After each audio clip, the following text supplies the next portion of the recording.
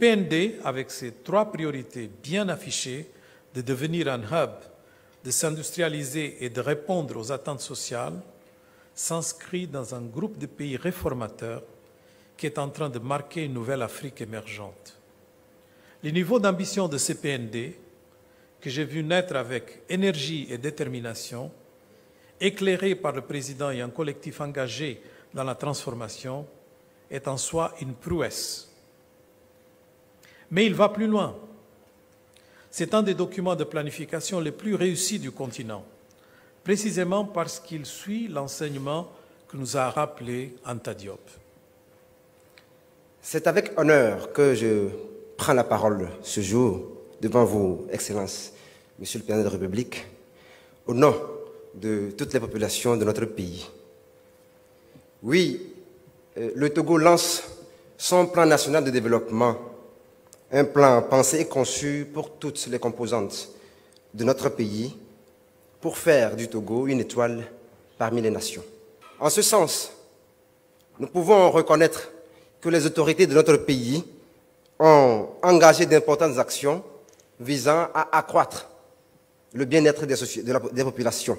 C'est pourquoi nous souhaitons respectueusement appeler votre attention, Monsieur le Président de la République, Son Excellence, sur la nécessité d'instaurer autour de la mise en œuvre du PND des réflexes de transparence et de reddition des comptes, autant pour la planification des actions que pour l'accès aux bénéfices, des opportunités et des résultats effectivement obtenus.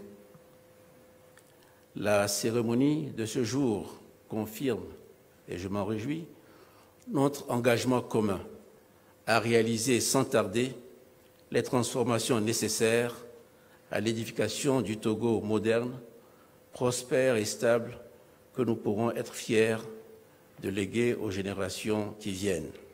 Le PND porte de grandes ambitions.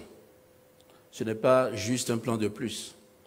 Ce n'est pas non plus un outil de théoricien ou destiné à une certaine élite qui serait la seule à pouvoir en parler.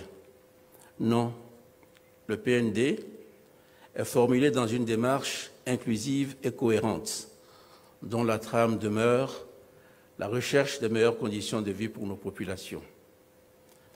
Dans la mise en œuvre du PND, il sera remédié aux faiblesses structurelles et institutionnelles relevées par la judicieuse intervention de l'État qui veillera à affecter nos ressources aux priorités de développement. Le consentement de tous les contribuables à l'impôt participe de la démarche inclusive recherchée dans le PND, tout en ayant comme pendant naturel l'obligation de reddition des comptes à tous les niveaux. La jeunesse ne me demande pas l'aumône, mais de l'éducation, de la formation et un contexte socio-économique motivant. Le modèle vers lequel nous tendons avec le PND est justement celui-là. Sans la paix et un environnement rassurant, nous ne serons pas capables d'attirer les importants investissements nécessaires aux grands projets structurants du PND. Si nous voulons nous affirmer comme une destination de choix pour les capitaux privés, nous devons à tout prix préserver notre pays des soubresauts et des violences qui paralysent durablement l'économie. Notre République est riche de chaque fille et de chaque fils qui travaille à sa grandeur.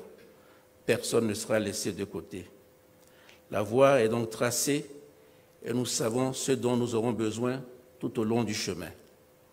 Avançons donc ensemble, solidaires, optimistes et confiants.